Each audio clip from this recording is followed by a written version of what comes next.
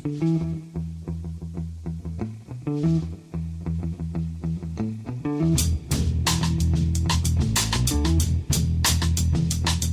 and welcome to The Price of Football, the show that looks at the money behind the beautiful game, and in just 67 and a half short years we'll be celebrating its Platinum Jubilee. We'll have a quiz. I'm Kevin Day, he's Liverpool University's Kieran Maguire, and speaking of quizzes, Kieran, I think we should congratulate the winner of Thursday's quiz, Vishali, who I think the technical term is smashed it. The rest of the competitors seem to think he may be Swiss Ramble in disguise, and there were calls for a random drugs test off the back of it.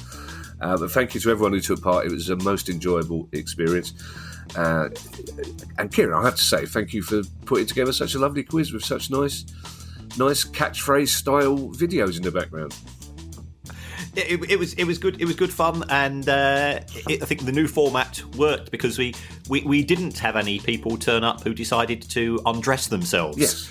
During the middle of it, which did provide to be a bit of a distraction in the previous one. There's some very, very strange people on the internet. That's the only thing I can conclude. Some people. The last one we did, I didn't know whether to admire them or hate them. The ones that logged on simply to call strangers four-letter words. But there you are. Although possibly one of them was Sir Elton John getting his own back. Who knows? It's questions day, Kieran, but there's one small bit of news which I think all accountants will admire. The way that UEFA managed to massage the figures yesterday to turn a game in Hungary that was meant to be played behind closed doors.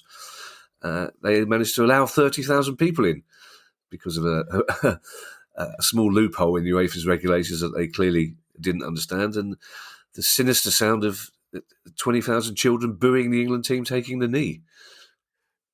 Yes. It was very, very distasteful, and I'm all for letting kids attend football matches, but you would have thought that somebody might have been putting them up to this.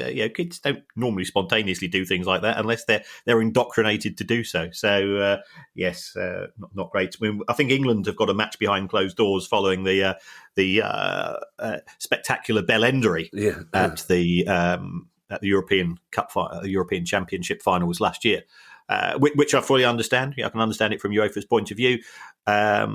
Let's just hope. I think it's at Wolverhampton. It is, yes.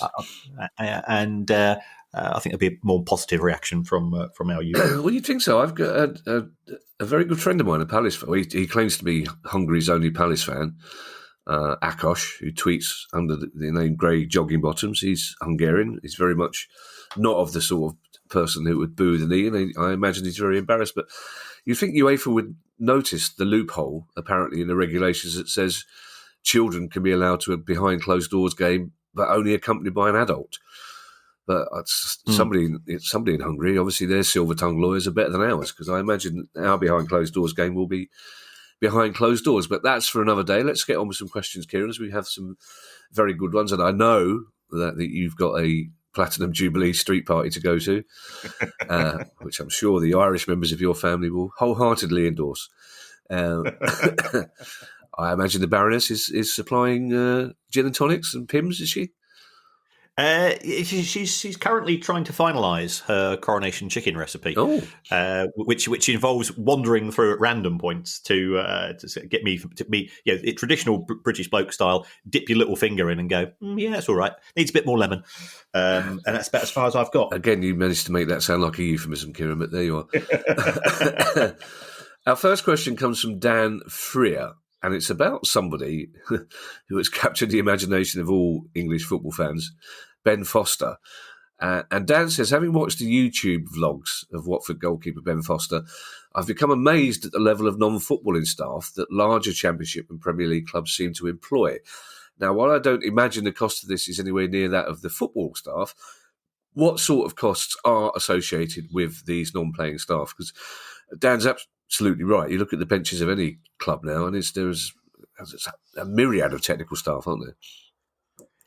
Yes, and I think what clubs are looking at is to develop marginal gains. Can we improve the physical, mental sociological well-being of our players, and we've seen this taken to some extremes. I think Liverpool have got a specialist throwing coach. They've got a specialist, and they have reaped the rewards. Liverpool have got fewer or is it less injuries than any other club in the Premier League, and they played an inordinate number of fixtures because they use sports science, because they use data. So it's difficult to work out. And so what I did was that I tried to find. I went through all of the club accounts to find, have they separated out first team squad or players from the rest of the employees. And the only place I've managed to do that is in Palace's accounts. Oh, right. Because they put out a press release recently, which gave the level of player wages, but not total wages. So I went into last year's accounts, did a little bit of subtracting this, that, and the other. So I estimate that the average non-playing member of staff is on about £34,000 a year, and that's at Palace. So that'll be presumably a London weighting. So I don't know whether that considered to be a lot or a little, but that covers all of the members of staff at a club.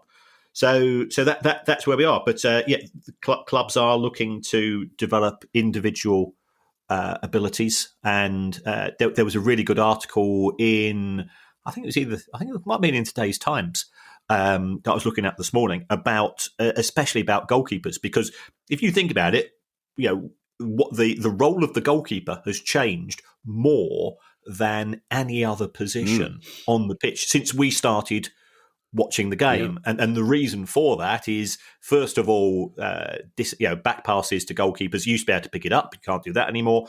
And now with the recent changes to goal kicks, we have seen this new style of football. So the concept of the sweeper keeper and so on. So a lot more effort has gone into developing goalkeeping skills. It used to be your goalkeeping coach was simply there to blast shots from the penalty spot at the keeper.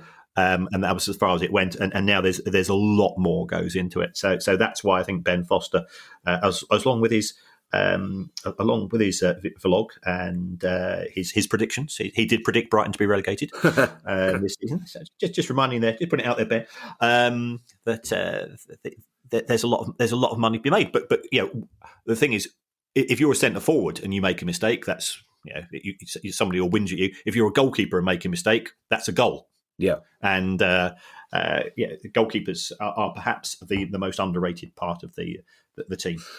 Yeah, I understand that Ben Foster is a nice human being, so it's probably less of a prediction that Brighton went down than a hope, Kieran, I'm guessing.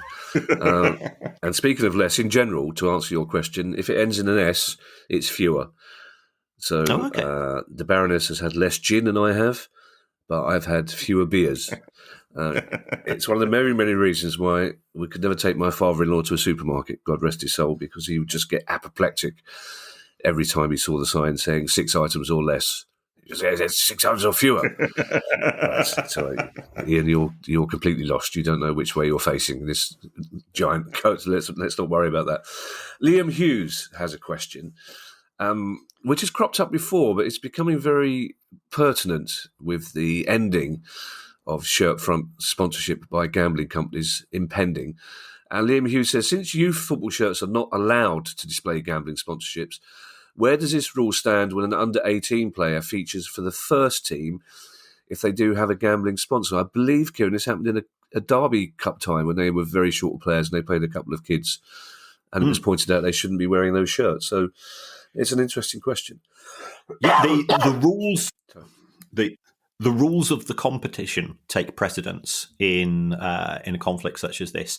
So therefore, if it is an FA Cup tie, if it is a Carabao Cup tie, even if it's a league game and you've got somebody of 15, 16, 17 in the team, then provided it is acceptable under the rules of the competition to have gambling sponsors, then an individual who is underage to actually indulge in those products is still allowed to advertise them. So it does appear to be an anomaly, but that's the position we're in. Yes, I was at a a surprisingly non-ironic Jubilee party yesterday that a friend of mine threw. And I was gratified to know that quite a few people there listened to the pod. And this subject came up, the ending of gambling sponsorship on shirt fronts. Everybody, every single person discussing the issue said, what is the point of ending shirt front sponsorship and still allowing hoarding sponsorship and TV sponsorship? It's better if you've had a bet. It's clearly an issue that is engaging people, I think, Kieran. And you kind of imagine that it can only be another season or two before all gambling sponsorship around the game is disappeared. I spoke to the gambling minister a few weeks ago. Uh-huh. I think it's fair to say I'm not as positive on that particular development as you would like. Yeah, my view is that front of shirt sponsorship is tokenism, unless it is part of a comprehensive addressing of gambling. And we both said before, we both gamble. We have no issue. We are not in favour of. I'm completely against prohibition. As soon as you say, well, I think we need to turn the dial down a bit more, you get accused by the libertarian think tanks of being some sort of a killjoy. No, I place a bet. Normally, when Brighton are playing against Palace, for us to lose. Yes, we've discussed the moral ambiguity of that stance, Kieran. So if it's just going to be front of shirt, I think actually, to a certain extent, that's the worst of both worlds, because the industry ends up with less money. Less money, yes, money. Yes, the industry ends up with less money, and the rather unpalatable elements of the marketing of the gambling industry, and this is what I'm opposed to, are not addressed because Ladbrokes, Paddy Power, William Hill, they don't do front of shirt sponsorship. No, that's true. Yes. They'll be completely happy. They'll be able to spend just as much as they have done traditionally in respect of advertising and marketing through the mainstream media vehicles, through perimeter advertising. They'll be completely unaffected by this, and the people who are actually going to be affected most of all are still going to be bombarded by these adverts. Our next question comes from Phil Chater, and it's not technically a financial question, although yes, it sort of is, because we've fan ownership is a model that we have discussed at some length before. But we've waved this through because it's an interesting question. Phil Chater's question says, one aspect of the German game that looks great is the club fan committees. In the case of my German team, Arminia Bielefeld, closest team to where I was born, I haven't been able to ascertain whether he was born in Germany or that's the closest team in Germany to Essex. But whatever. Arminia Bielefeld wanted to change both the badge and the shade of blue used on the home shirt, and these ideas were rejected by the fan committee. Also at Bayern Munich, the fan committee made it known they didn't want blue on their home shirts anymore. How do these committees operate, and how have they managed to get the influence they have, and what lessons could English fans take on board? And one of the reasons I wanted to allow this question, Kieran, is that so many English football fans, Scottish football fans, UK football fans, if you prefer, look to Germany as an influence, as the country that we should be looking to model our game. Whether that's necessarily true, I don't know, but there does seem to be a much greater degree of fan influence at German clubs than there is here. Yes. Well, if we take a look at the Bundesliga, a ruling was introduced by the Bundesliga, in fact, as recently as December, in respect of club licensing, and this is a binding agreement between clubs. If you want to be able to play in the Bundesliga or the Bundesliga 2, then you must commit to, and I quote, structured dialogue. It's not originally. I think it was in the sometimes when you apply for a job and it says the following skills are desirable but not essential. Well, that's where structured dialogue was, but now it's gone into essential. You will not be allowed to play in the top two divisions unless you can evidence that you have some form of significant fan involvement and acceptance of fan groups as key stakeholders. So the way that it operates is I think it's done normally on a democratic basis. The fans will vote for the people that they want to be representatives, and then there will be meetings between the clubs. And maybe people might say, wasn't this part of the fan-led review? And yes, it is. Yeah. So and I know people chastise me for bringing this up on a regular basis, but whilst the Premier League is using attack dogs to deny, deflect, delay, and discredit anything to do with the fan-led review, I will keep sticking my oar in for the opposite side. But do we know these fan committees in German football, Kieran, are they having an influence on big financial decisions, for example, or is it limited to things like kit colours, hot dogs, etc.? No, it's things which are related to the role of the fan. The things that impact the fan in terms of the history and the heritage and the culture of the club.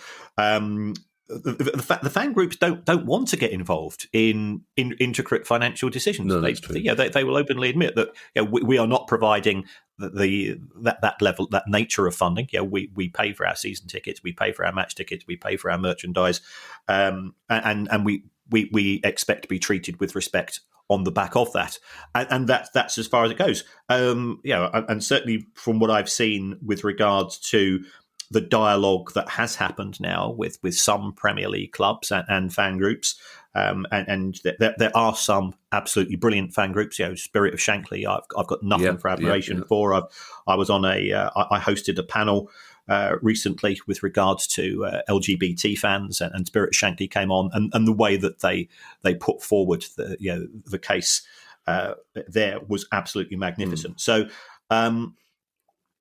It is a case of we're not specialists in football finance, football governance in terms of day-to-day decision making.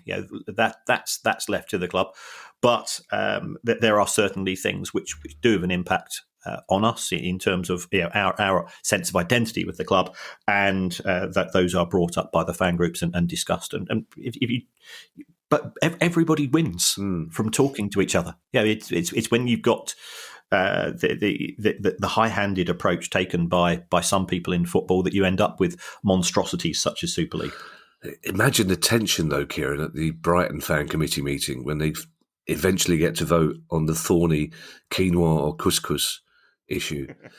Does the Bundesliga work in the same way as the Premier League, Kieran? Is the Bundesliga made up of the clubs that are in it at the time in the same way that the Premier League is? Yeah, as far as I understand, that you are shareholders in Bundesliga and Bundesliga 2, and if a club is relegated out of Bundesliga 2, the shares are transferred in exactly the same way that if a club is relegated from the Premier League, they are obliged to hand over their share in the Premier League, and at the same time they effectively swap it with the club from the EFL. Our next question, Kieran, comes from somebody I'm afraid I have to apologise to in advance. I can't help myself as a performer. There are some situations in which you simply have to get down on your knees and head the ball across the line. Otherwise, you won't be happy. And it comes from Lars Grimm. And I'm on a bound to say, give my regard to your brothers, Lars. I'll be quite looking forward to that. I'm sure either Lars gets that all the time, or Lars is listening to this going, "What? I haven't got any brothers." But Lars is reading Kieran's book, which is nice to hear. Yeah, it's a very good book, it is too. And in chapter 5, entitled "Players," open brackets, and agents, close brackets, there is a discussion of impairment whereby clubs raise and lower the value of a player on their balance sheets. Now, this is described as a rare occurrence. And Lars Grimm's question is why? It seems to be an excellent opportunity for creative accountancy. Surely clubs take advantage of any opportunity to tweak the books in their favour. Yes, well, first of all, I'm amazed that anybody's got as far as chapter 5 in the book. So I thought it'd be a bit like, Stephen Hawking's A Brief History of Time, where you go, you buy it, you go, yeah, it's good, and 3 pages in, you go, okay, right, but I'll just leave it there on the bookshelf to try to impress my friends when they come round. But I'm going no further. Jesus Christ, so what's going on here? It's a very popular book, Kieran, as you well know. Yes. And a wonderful human being as well. Yeah. He's a good lad, was Steve-O. But with regards to impairment, I mean, I think I said that reversal, increasing of player values is rare. Now, the thing about impairment is that you've got to be able to evidence what you're doing, and that should be quite tough potentially to get past the auditors. In practice, it isn't. What you need to be able to do is to show that there has been what we might call an impairing event. Something has happened to your players, one of your players or a group of your players. So it could be one of three things. It could be either A, the player is Bobbins. So if we take Kepa, the Chelsea goalkeeper, they paid world record fee, £70 million, and he turned out to be a specialist penalty saver, but not penalty taker. Well, to be fair, Kieran, I don't think that should necessarily be part of the terms and conditions of a goalkeeper's contract. The actual taking of penalties. It's more that he was a sulky little sod. I think it's the issue. Yes. A could be Bobbins. B, long-term career-threatening injury. That would be evidence. And the third is relegation. And I'm not saying, because I'm not a cynic, as you know, I'm not saying that when Aston Villa were relegated in 2016, they put through an £80 million impairment. Right. Against their assets. They said, it's and that probably just coincided with the fact that in the Premier League you're allowed £105 million for FFP purposes, and in the EFL it's 39. Because I'm not like that. But is it open to manipulation? Yes, it is. As are many things to do with player values. And it's an area which probably needs closer scrutiny and closer addressing it. And I think this is included in. I think it's part of the red flags section of the book. Not I'm trying to get people to read the book, for Christ's sake. But it's certainly an area that if I wanted to, and I was a financial director of a club, I could have a bit of leeway with. In order to accelerate or decelerate costs for FFP purposes. So, Lars is absolutely right. It is something which probably needs a little bit of closer monitoring.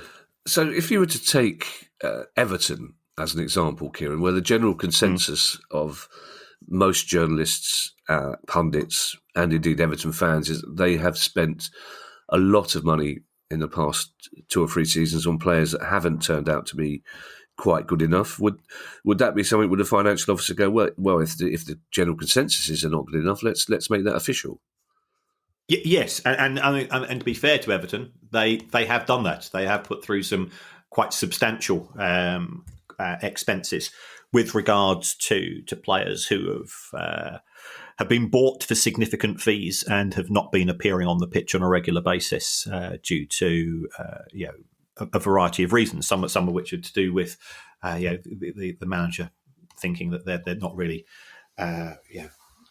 putting in the type of shift that you'd like. So yes, I mean it certainly has impacted upon Everton's accounts and those of other clubs as well, where it is open to potential abuse is where clubs will reduce the value of a player 1 year and then reverse that the following year. And it just keeps them just within the FFP limits on a regular basis. It's certainly something which you can have fun and games with if you're that way inclined. And many clubs are not that way inclined. Yeah, they want to be able to do the right thing and clarify those numbers. You think, well, hold on, what about the role of the auditors? Most auditors are fine. Some auditors seem to have quite a close relationship with club owners and their other businesses, which might, cynically influence their opinion as to taking a relaxed view on manipulation of the figures. Or is that me being too harsh? I don't know.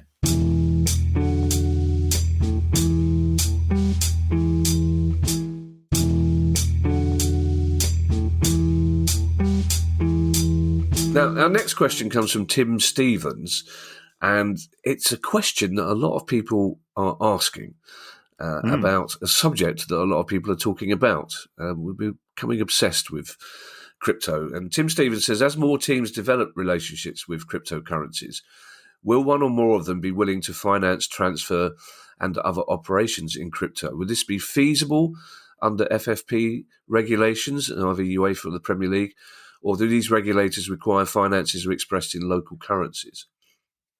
And there's nothing to stop a transfer taking place using any vehicle or any currency, because ultimately what you will be able to do is to convert the crypto arrangement into a sterling or euro or dollar based, because at any one point in time there is an effective exchange rate. I mean, all currencies have exchange rates, so therefore you can convert crypto, bitcoins into dollars, into sterling, and put that through as the agreed purchase or sale price. Whether it will take place is another matter, because the whole point about having transfers of money is that all of the parties to the contract must agree to that. So that's going to be both the selling club, the buying club, the player, and the player's representatives will all have to agree that their monies paid and received will be in the form of cryptocurrencies. And the thing about cryptocurrencies is, I've had enough of whinging about them. The whole point about a currency is that it is a universally accepted means of being able to transfer goods and services. So, if I go down to the pub and buy a round of drinks and I offer sterling, then the publicans are willing to accept that, because they can use sterling to pay their staff, they can use sterling to pay their suppliers. If I go in and say, fancy, can I pay for this in Ethereum or Bitcoin? They'll send the bouncers to deal with me, because they cannot. They are not universal means of payment, and I think that's one of the challenges of cryptocurrency, is that it doesn't actually seem to do what most monies do, which allows you to buy and sell things without having to make a bit of a faff of it. The Paulson's Arms has only just in the last 4 weeks started taking card payments. So it'll be some time yet before they're taking Bitcoin. There was some merriment, though, Kieran, wasn't there? We talked about this on the pod when Lionel Messi was paid, we believe, 20 million euros to endorse Barcelona's latest cryptocurrency, and, of course, insisted that he'd be paid in hard cash. Yes, and I don't blame him, because the value of Bitcoin, it's an unregulated, highly volatile asset. Well, even if or product, I wouldn't even call it an asset. So you can understand why some people might be slightly sceptical. Yeah, and the fact that this next question is about tax, Kieran, is purely coincidental if Lionel Messi's lawyers are listening. But so where would HMRC stand? I mean, how do you tax Bitcoin income? Is in exactly the same way? I mean, what's 20% of a Bitcoin? I mean, surely that's something they're looking at, I'd imagine. Well, again, what HMRC would do, and this is the same for anybody that has earnings from worldwide activities, is that you convert them into the domestic currency when you're completing your tax return. So it would be a case, just like you've got dollar earnings or euro earnings, it's a straight conversion. Okay, well, let's hope that the wife of the Chancellor is listening, because that might be useful information for her. James Harmer has an interesting question. Is the gap in riches between Premier League clubs and other European clubs growing or shrinking? And what does this mean for future competitiveness, dominance of English clubs in Europe? It seems anecdotally that Premier League clubs are getting richer at a quicker rate than clubs from other leagues. Yeah. The Premier League is a victim of its own success, both on a domestic basis and on an international basis. And this is on the back of the popularity of the Premier League as a product, which drives broadcasting revenues. And if you've got higher broadcasting revenues, you've got more eyeballs. If you've got more eyeballs, you become more popular with commercial partners, which drives up your commercial income. So the Premier League is accelerating the difference. If you take a look at the Deloitte Money Report, which comes out on an annual basis, it shows the total income of the Premier League against the rest of the Big Five, and then there's a big gap between the Big Five and other European countries. And in fact, the French Football League has that's falling out of that's falling well behind the others as well, and that's number 5. So it's an acceleration of the gap. That's why we have people like Tebas sort of chuntering about the Premier League. This was part of the justification for Super League, that the fear was that the Premier League was becoming a Super League in its own right, and therefore by having Spain and Italy effectively along with it, it would help clubs in those leagues as well. And domestically, again, part of the problem in terms of the ever increasing gap. And Andy Holt, our very good friend, put a very good thread on Twitter on Saturday morning in terms of the gaps between the Premier League and the EFL were growing this year, but also the gaps within the Championship and League One. That apparently has grown by 250,000 because so much of the EFL money is concentrated in the hands of the Championship itself. So the Premier League has been spectacularly successful since the very first year. Revenue in the Premier League has increased by 2,814%. That's not been the case. The EFL has grown, but it's simply not growing as fast because, and this is no disrespect, Middlesbrough versus Reading ain't going to generate eyeballs in Indonesia, in Nigeria, in the USA, in Australia, unless you're a diehard fan of those clubs. Whereas if you've got the global brands such as Manchester United, Chelsea, Manchester City, Liverpool, and so on, people tune in, and the Premier League has terrible thing. The Premier League's simply been too successful. It doesn't mean we should berate the Premier League for that. There's nothing wrong with success, but it has driven a wedge between itself and the rest of football. Our next question, Kieran, comes from Melissa Pfeiffer in Frankfurt. And it's one of those questions that I love so much because it's a very simple one, but it's one of those where you think, why haven't we discussed this before? As Melissa Pfeiffer says, are there any rules or processes regarding investors when they invest in a club concerning anti-money laundering regulations and KYC, know your customer regulations? And if so, who is responsible to check them and to follow up on them every once in a while? You point out regularly that the owner tests in the EFL and the Premier League are less than trustworthy. So I was wondering if investors have to fulfil certain criteria and offer certain information, source of fund, beneficial owner, legal structures, and the like. So basically what Melissa's asking is we all know there are rules and regulations when somebody wants to buy a club, but do the same rules and regulations apply when somebody, for example, who is about to invest in Norwich City is just investing and not buying the club? I think this is an absolutely cracking question, and I would direct people to the Financial Action Task Force, which sounds a bit like the A-Team, and this actually has put out a sort of a research paper which focuses on football, and it focuses on 4 areas. First of all, takeovers. Their football attracts a broad church of ownership. Okay, that's the politest way that we can describe it. Anybody that's attended our live shows will know this is the wrong and special. But where is that source of money coming from? So certainly in this particular area, the owners and directors test is applied. The Premier League can afford to employ more lawyers than the EFL, though. So it makes it more difficult to take over a Premier League club. Then we come to loss-making clubs and funding.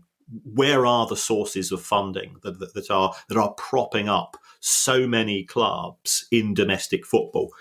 That doesn't seem to be addressed. Clubs simply issue shares or they borrow money from companies which might be based in the UK.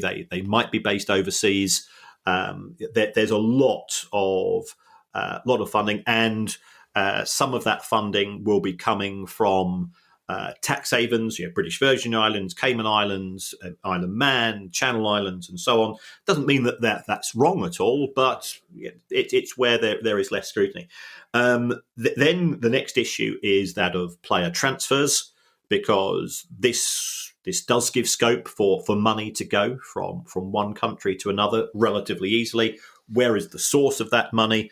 And then finally, we've got intellectual property rights transactions, because many intellectual property companies that are set up will be based overseas, potentially for tax reasons, and they will get a slice of the player's wealth. What happens to that money when it goes to these recipient countries as recipient companies?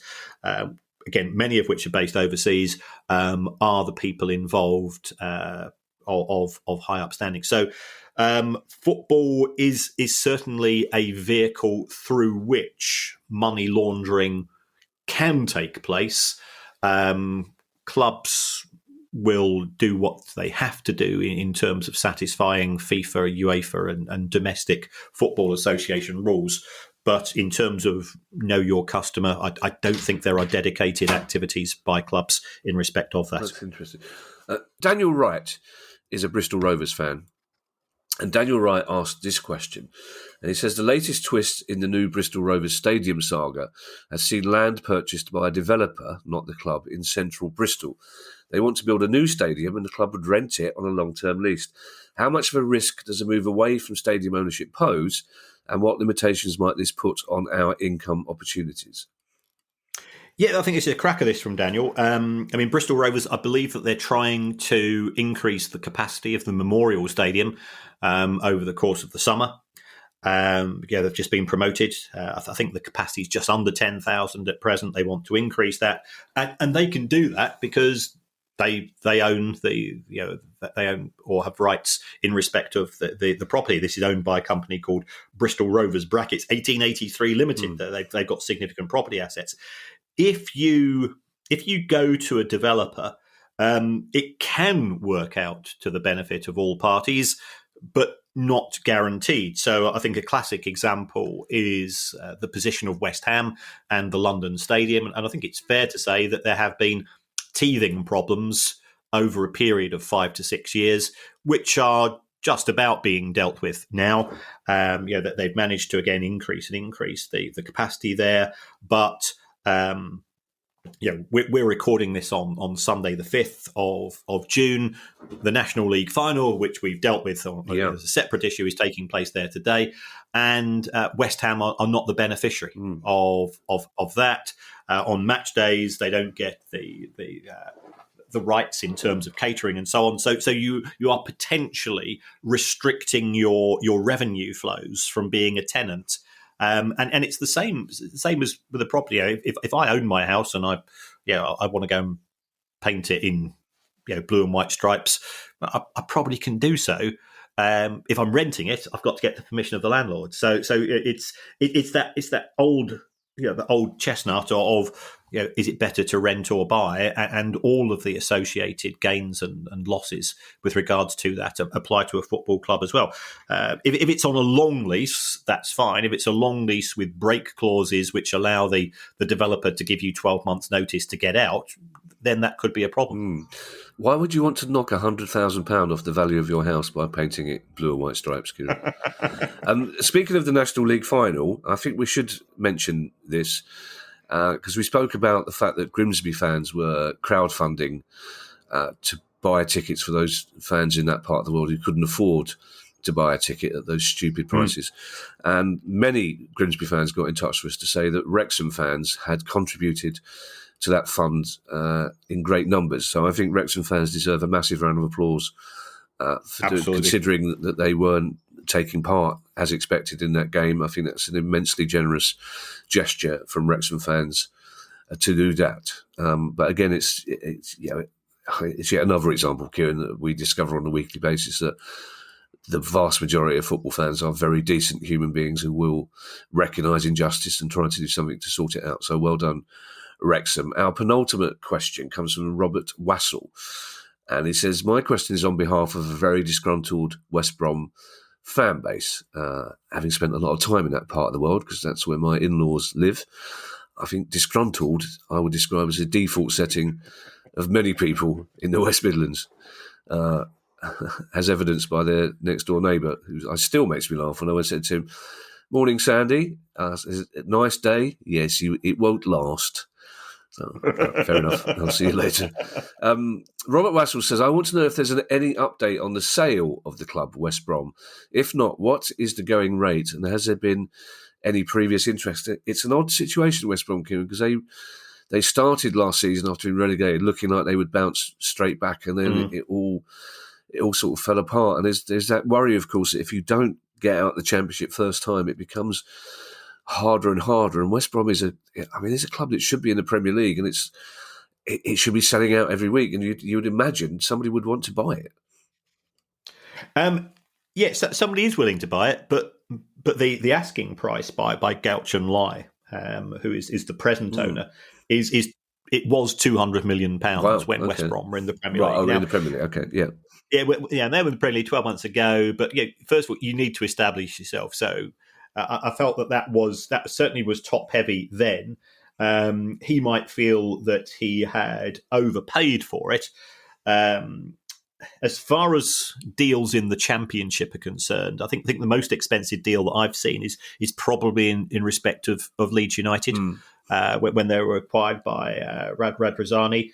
And that's estimated to be in the region of 50 million. And no disrespect to West Brom, but Leeds have got a lot more in terms of revenue generation than West Brom have. Bigger stadium, more of a global fan base, bigger city, and so on. So if West Brom don't get out of the Championship and their period of earning parachute payments ceases, then I think Gauchon Lai is going to have to take a very significant haircut with regards to the amount of money that he's paid. They've not published their accounts for 2021. Ron Gourlay has said, well, they'll be out. We'll get around to putting them out eventually. And I'm going, well, you use the loophole to delay paying them. And he's saying if you've got nothing to hide, then hide nothing. Yeah. Is always my approach to fans. He said, well, we don't have to. Yes, legally you don't have to, but that's taking the approach that the fans don't matter. This is the football club of West Bromwich Albion football fans. Yeah. And that's what executives don't get far too often. There's still an outstanding issue with regards to the loans that were made by the football club to the former owner, Jeremy Peace, which increased his investment in West Brom from 65% to 88%, and he then sold the club and made a massive profit. It looks like he's effectively borrowed money from the club. That money, has it been repaid? Doesn't look like it's been repaid. There's an ongoing investigation with regards to that. And again, here at this time, I'm going to praise Ron Gourlay. He does appear to want to try to bottom this out. There's a shareholders action group called Shareholders for Albion who own 12% of the club. That they are rightly trying to highlight. So unfortunately, West Brom is a mess. And if you are looking to buy a football club, there are lots of options. There are I can't due to NDAs and things like this, but I can quite cheerfully name half a dozen clubs where things are happening or wanting to happen and so on. And West Brom would not be top of my list because you don't want to acquire a football club which you're going into a bit of a viper's nest of things which are not progressing the way and things are not as clear and transparent as they ought to be. Two questions off the back of that, Kieran. Firstly, how much did the current owner pay for West Brom? And secondly, we talk a lot about clubs borrowing money from owners, but I've rarely heard you talk about owners borrowing money from the club. I think he paid around about 180 million for it. I think that was for the Jeremy P Stakes, Right. so that would probably value the whole club at around about 2. Remember, West Brom were in the Premier Yes, League for a good number they of were years. indeed. Yeah, it was a So, big club. probably a fair price, certainly at the top end of the range. It is. It's an unusual transaction for owners to set up companies to borrow money from the club to buy, and then use the proceeds to buy shares in the club itself. It was quite a circular arrangement, and then to sell the shares at a significant profit. Perfectly legal, but unusual. I always like it when you say perfectly legal in that tone of voice. I've never met a man before who manages to put inverted commas around a phrase like you do. Jamie Smith has our last question, and it's something that just simply hadn't occurred to me, Kieran, but now I'm actually worried about this, to be perfect. It's really genuinely worried about it, especially that I don't want the Parsons Arms to be losing money. But Jamie Smith says, with the 2022 World Cup being held in winter, pubs and bars will likely have to reduce their capacity compared to other World Cups due to the weather, meaning people won't want to sit and watch matches or drink outside. Considering this would be one of the busiest times on the calendar, how much revenue will the average British pub lose out on, and how much will the industry lose in total? I imagine those specifics are very difficult for you to answer, Kieran, but it's actually a very fair point, isn't it? It is. We know that the hospitality sector is in recovery mode following COVID. I think the one positive, Jamie, I'd take from this is that the hospitality sector learnt to be very innovative during COVID. As a means of, we need to get punters, even if they're socially distanced, into our establishments. So we might see the use of marquees and so on being used in some places where it can be done. Can't always be done everywhere, and giant screens being used. But I'd never thought of this before. But what we will see is perhaps less money being taken in pubs, but more money being taken in off-license in takeaways, because people will have a group of mates round, or those clubs that have indoor facilities will start to utilise those as well. So, I did have some messages from our great hero and friend Andy Holt, because at Accrington Stanley's new establishment, which is absolutely fantastic, they had Shawaddy there the night before the Champions League final, and it looked absolutely brilliant. I genuinely think if I could have got a ticket to see them, I would have loved to have been there. But Andy was in contact. He says, we had the Champions League final being shown on the giant screens at Accrington, and we took twice as much money on the Champions League final night as we did with Shawaddy, because there were too many bloody people dancing to Shawaddy. a slightly irate Andy. That's very funny. Yeah, I can imagine he'd be again dancing.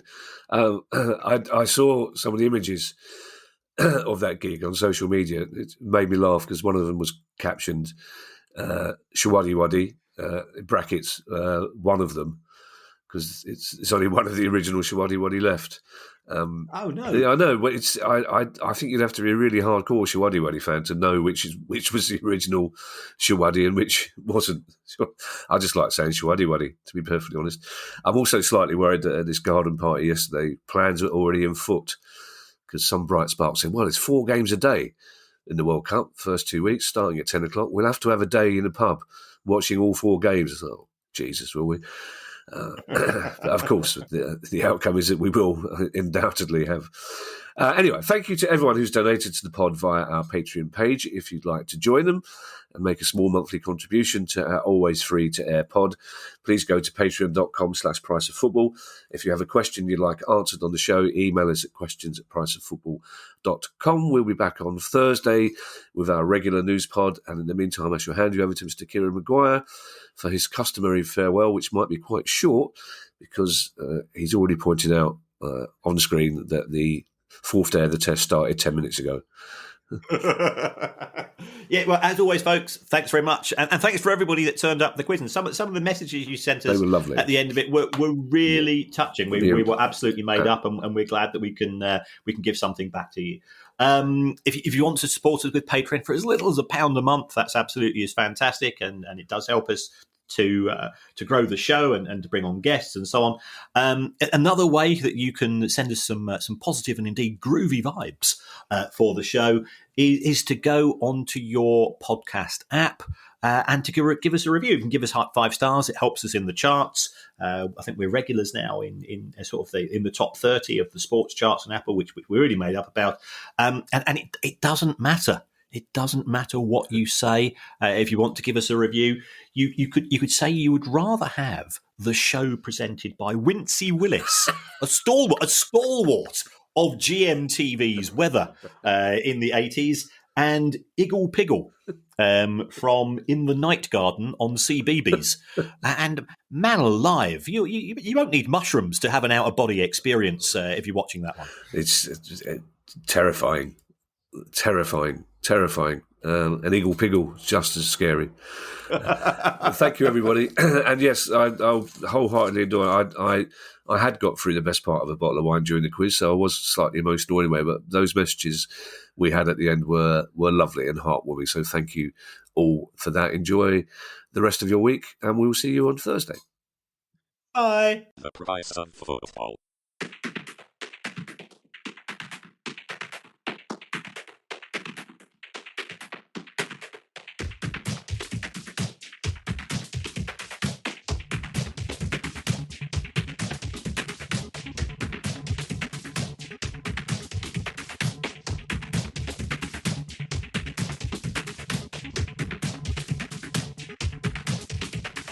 The price of football.